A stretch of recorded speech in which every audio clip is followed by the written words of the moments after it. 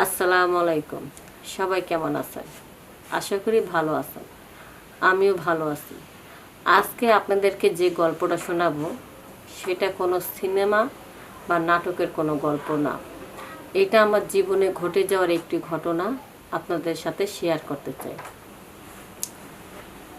আমার স্বামী আমাকে যখন পছন্দ করে মানে দেখতে গিয়েছিল বিয়ের আগে, সেই তারে কিন্তু অনেক দেখানো হয়েছে, অনেক মেয়ে, তার কোনো মেয়ে পছন্দ হয় না। অনেক মেয়েদের ছবি দেখাইছিল, সে তখন বিদেশে থাকতো, কোনো মেয়ে পছন্দ হয় না। তারপরে আমার আমার শ্বশুর শাশুড়ি কিন্তু নাই, তার একটাই মামা। তার মামা আছে, শ্বশুর শাশুড়ি অনেক আগে মারা গেছে, কিন্তু তার মামাই ছোটোবেলা থেকে তারে বড় করছে, মানুষ করছে। আর আমার মামা শ্বশুরের কোনো সন্তান হয় না, এই জন্য কোনো বউ আমার মামা শ্বশুরের সংসার করে না। তাই আমার মামা শ্বশুরও আমার স্বামীরে নিয়েই থাকলো, যে ওই আমার ভবিষ্যৎ সব কিছু। এখন আমার মামা শ্বশুরে তো অনেকগুলা মেয়ের ছবি পাঠাইছে, তার কোনো মেয়ে পছন্দ হয় না। পরে কয়, দেখ না, ছবিতে কিন্তু একরকম দেখা যায়, যেগুলো দেখবে বাস্তবে খুব সুন্দর, এটি ছবিতে বেশি ভালো আসে না। আবার ছবিতে যেটা দেখবি সুন্দর, এটা কিন্তু আবার বাস্তবে ততটা সুন্দর না। এই জন্য বলতেছি, তুই এত বাছাবাছি করিস না তো, একটা পছন্দ করে বিয়ে করে ফেলাতো। আর আমি তো সরাসরি দেখতেছি মেয়েগুলো সুন্দর। পরে বাগনা বলতেছে, হায় রে মামা, সংসার করে খামো আমি, জীবনে বিয়ার ঠকের মতন ঠক নাই, আর বিয়ার জিতের মতন জিত নেই। আমি টাকা চাই না, পয়সাও চাই না, আমি আমার একটা পছন্দের মতো একটা মেয়ে চাই, যে মেয়েটাকে আমার কাছে মনে হইব যে ভদ্র ঘরের একটা মেয়ে, আমাকে ভীষণ ভালোবাসতে পারবে, সংসারটাকে পুরো একবারে নিজে মনে করে সামলায় আগলা রাখতে পারবে, এরকম একটা মেয়ে। ভদ্র ঘরের মেয়ে যদি কাছ থেকেও যদি আমি দূরেও থাকি, সে কখনো খারাপ বা রং কোনো কাজ করবে না। এই জন্য আমি একটু যাচাই বাছাই করে বিয়ে করতে চাই। পরে একদিন মামা কয়, হ্যাঁ তুই বিদেশে বৈশা বৈশা ইচ্ছা মতন যাচাই বাছাই কর, বাইর তখন লাগবে না।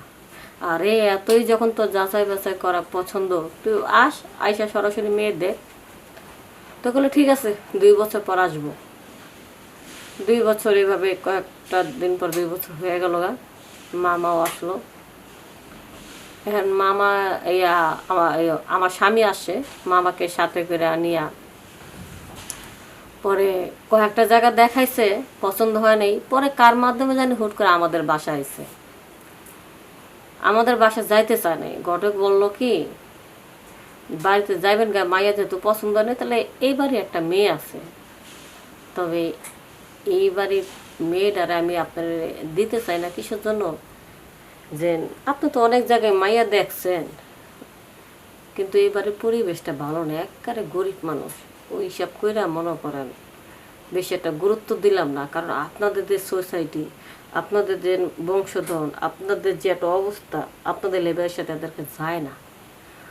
পরে আমার স্বামী বলল কি ঘটকে, দেখো ঘটক, তুমি তো মেয়ে দেখার আগে তাদের বংশ বাড়িঘর এটা দেখা যে আমাদের সাথে অ্যাডজাস্ট হয় কি না, এইটা তুমি খেয়াল রাখছো। যখন দেখছো অ্যাডজাস্ট হয়েছে আমাদের, তখন তুমি ওই মেয়ে দেখাইছো। একটা জিনিস মনে রাখবা ঘটক, গোবরও কিন্তু পদ্ম ফুল ফুটে।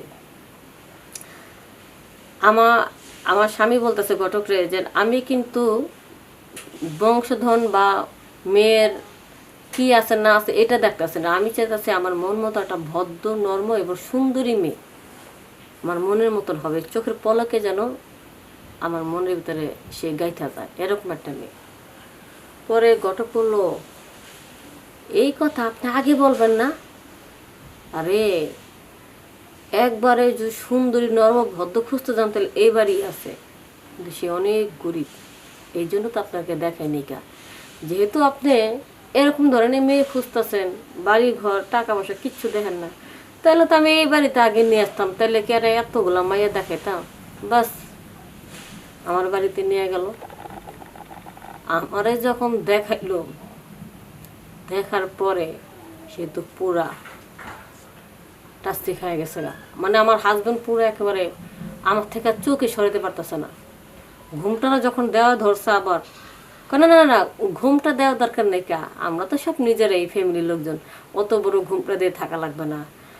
মেয়ে যেহেতু পছন্দ হয়েছে তাহলে আমরা খাবার খাবো। হায় হায় 20 পদের আইটেম করা হয়েছে, খাবারগুলা খাইতেছে মনে হইতেছে যেন রাক্ষসের মতন, জীবন আর খায় নাই আমার স্বামী বলতেছে। আর সত্যি কথা, এত মজাদার খাবার আমি বড় বড় রেস্টুরেন্টে খেয়েছি, তবে এত মজাদার খাবার আমি কখনো খাই না। আমার তো হাত চেটে চেটে খেতে ইচ্ছে করতেছে। ইস, এত মজাদার খাবার, আমি ঘন ঘন শ্বশুর বাড়িতে আসবো মজাদার খাবার খাইতে। পরে আবার শালিরা বলতেছে, মানে আমার ছোট বোনেরা বলতেছে, দুলা ভাই ঘন ঘন শ্বশুর বাড়ি আসা লাগবে না, এই মজাদার খাবারগুলা আমার বই নিয়ে পাক করছে। সে তো শুনে আরো খুশি, যেমন রাজকুমারী তেমন তার হাতের রান্না, তার এক মুহূর্ত দেরি সহ্য হইতেছে না। কিন্তু এখন আমার স্বামী বলতেছে এক্ষুনি আমি এই মেয়েকে বিয়ে করব। অনুষ্ঠান কিছু দরকার নেই, সময় সুযোগ বুঝে অনুষ্ঠান হবে না, ঠিক আছে? এখন তাড়াতাড়ি একটা কাজীটাকে বিয়ের ব্যবস্থা করেন, আমি এই মেয়ে আর রেখে যাবো না। পরে তো তারা খোঁজ খবর নেওয়ার পরে বুঝলো যে আমার স্বামী বা আমাদের শ্বশুরবাড়ির অবস্থা খুবই ভালো, এই জন্য আমার বাপ মা ভালো ছেলে পাইছে মতন দিয়ে দিচ্ছে। তাছাড়া আমরা তো অনেক গরিব মানুষ, এত তো বাঁচার সময় নেই। কিন্তু আমার বাপ মা একটা জিনিসে বাঁচত, যে গরিব হোক বড় লোক গরিব বুঝি না, তার কথা হলো ছেলে ভালো হইলে চলে, এই হিসাব করে দিচ্ছে। তবে আমার স্বামী কোনো একটা সিগারেট বা নেশা বা নেশা ছিল না। তো যাই হোক, মামা তার গার্জেন বলতে একমাত্র তার মামাই ছিল, তার মামাই তোর বাবা মা সব কিছু, মানে আমার মামা শ্বশুরের কথা বলতেছে। পরে সে নিজে থাইকে বিয়ে শাদী করাইয়া আমার নিয়ে আসলো। তবে মামাটা একটু খারাপ টাইপ ছিল, সেটা ভাগনা বুঝতো না, আমিও কখনো বুঝতে পারিনি। খারাপ টাইপের বলতে একটু বদমাশ টাইপের ছিল। আয় হায়, বাসর ঘর টর করছে, করার পরে বাসর ঘরের দিনে সে লুকা লুকা আমাদের বাসর ঘর দেখে। কীরকম অবদ্ধ মামা হলে এই কাজটা দেখে কিন্তু। পরে হঠাৎ করে আমার স্বামী তো আবার বিদেশে ব্যবসা করে, ওখান থেকে তার কর্মচারী ফোন দিচ্ছে তাড়াতাড়ি যেতে হবে, ভিসা পাসপোর্ট। মাত্র মনে করেন 1 সপ্তাহ সংসার কইরা রাইখে গেছে, যে পরে আবার লাগলে আসবে। কিন্তু আমি তো ভদ্র মেয়ে, আমি তো সব ঠিকঠাকভাবে ছিলাম, কিন্তু আমার যে রূপ দেখে যেমন আমার জামাই টাচ হচ্ছে, এমন আমার মামা শ্বশুর ফিদা হয়ে গেছে। এখন আমি আবার কী করছি, গোসলখানা ঢুকছি গোসল করার জন্য ওয়াশরুমে। আমার আবার রুমের ভিতরে তো ওয়াশরুম, মামার ওয়াশরুম তো আলাদা, এদেরটা আলাদা, আমারটা তো আমার বেডরুমের ভিতরে। তো আমার ঘরের বেডরুমটা মেন দরজাটা লাগানো ছিল না, আমি ওটার খেয়াল করতে পারিনি, কা আমার মনে ছিল না। আমি আবার বাথরুমে ঢুকে, আমি তো জানি যে আমার বেডরুমে তো আর কেউ আসে না, আমি গেটটা বিরা গোসল করতেছি। মামা যায় চুপে চুপে কী করলো, ফুচকে বেড়া দেখলো।